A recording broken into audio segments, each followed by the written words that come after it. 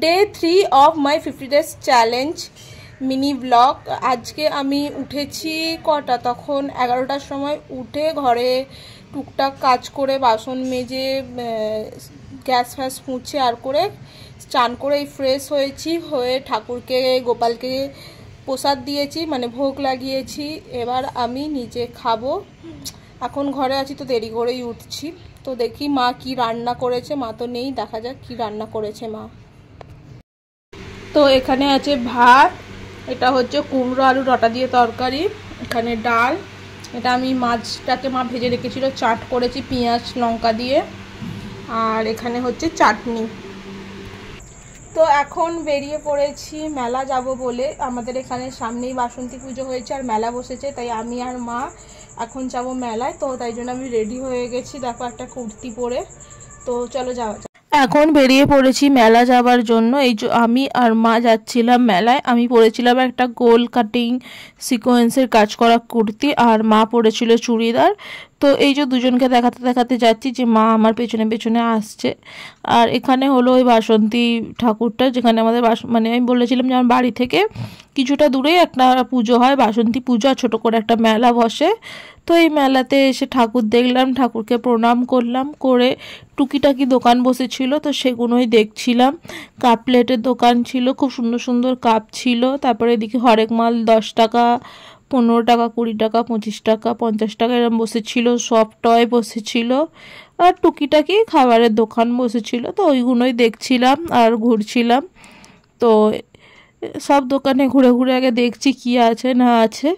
তো বেশি কিছু তো মেলা থেকে কিনিনি, জাস্ট মায়ের জন্য একটা হার কেনা হয়েছে, আর আমার বোনপোর জন্য একটা খেলনা কেনা হয়েছে। কারণ যেখানেই যাই ওর জন্য কিছু না কিছু আমি কিনে আনি, আর আমি না কিনলেও মাকে দিয়ে আমি কেনাই, মানে ওর জন্য কিছু না কিনলে যেন আমার ঠিক ভালো লাগে না। যাই হোক, ওই যে দোকানটা দেখতে পাচ্ছ, এখান থেকে মায়ের জন্য একটা হার কেনা হয়েছে। আর এর পাশেই একটা দোকান ছিল, সেখানে অনেক রকমের বাচ্চাদের খেলনা ছিল, তো সেখান থেকে ওর জন্য একটা খেলনা কেনা হয়েছে। কারণ আমার মেলাতে সেরকম কিছু ভালো লাগেনি যে কিনবো।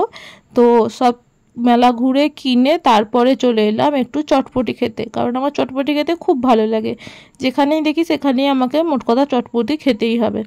তো যাই হোক, চটপটি খেয়ে এদিকে দেখলাম জিলিপির দোকান বসেছে, রোলের দোকান বসেছে।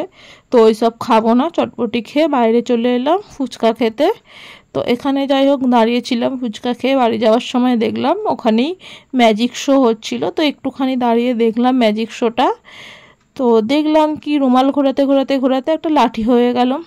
জানি না বাবা ওরা কী করে করে, বাট সত্যি ম্যাজিকের মতনই লাগে দেখতে। বাট বেশিক্ষণ আমি দাঁড়াইনি ওইখানটা, কারণ মাও বাড়ি আসবে, রান্না করবে।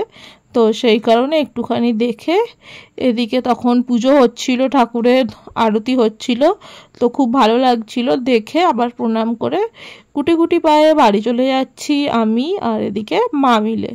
তারপরে আবার আমি বাড়ি গিয়ে বাড়ি থেকে আবার এই যে বেরিয়ে পড়লাম।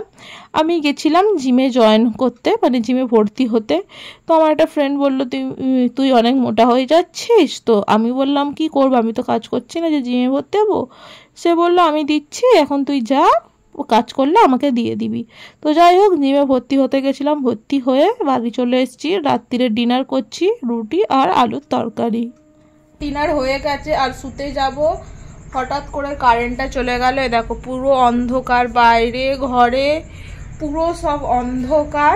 তো এখন তো এই গরমে তো ঘুমতে হবে না যতক্ষণ না কারেন্ট আসছে। যাই হোক, কারেন্ট আসুক তারপরে শোবো। তো দেখো এখনো কারেন্ট আসে না, কারেন্টটা আসুক তারপরে শোবো। সবাইকে গুড নাইট।